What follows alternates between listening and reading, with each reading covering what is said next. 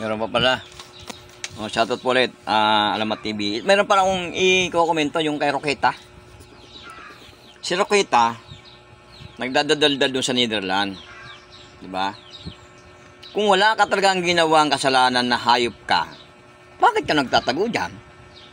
Bakit ka kumuha ng asylum dyan para hindi ka mapabalik sa Pilipinas? Ibig sabihin, talagang may kasalanan ka. Sabi nga, kung wala kang kasalanan, harapin mo ang kasong ipinasampa sa'yo. Hindi ka ginigipit.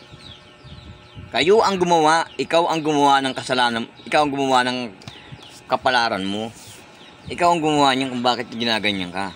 Harapin mo lang ang kaso mo, abogado ka naman, bagay, Roqueta ka. Abogado, bakit dyan sa Netherlands naghanap pa naman maraming lalaki, no? Kasi yan, lagos sa lalamunan mo yung mga nandyan. Diba? Ikaw, Roqueta ka, harapin mo ang kasalanan mo sa Pilipinas.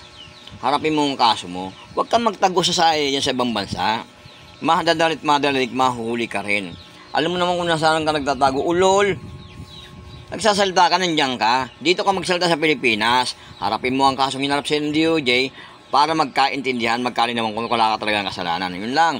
Maraming salamat po. Yung mga maraming Pilipino, huwag kayong magtanga-tangahan. Sa mga Pilipinong nagtatanga-tangahan, habang buhay na kayong magiging tanga, harapin ang katotohanan.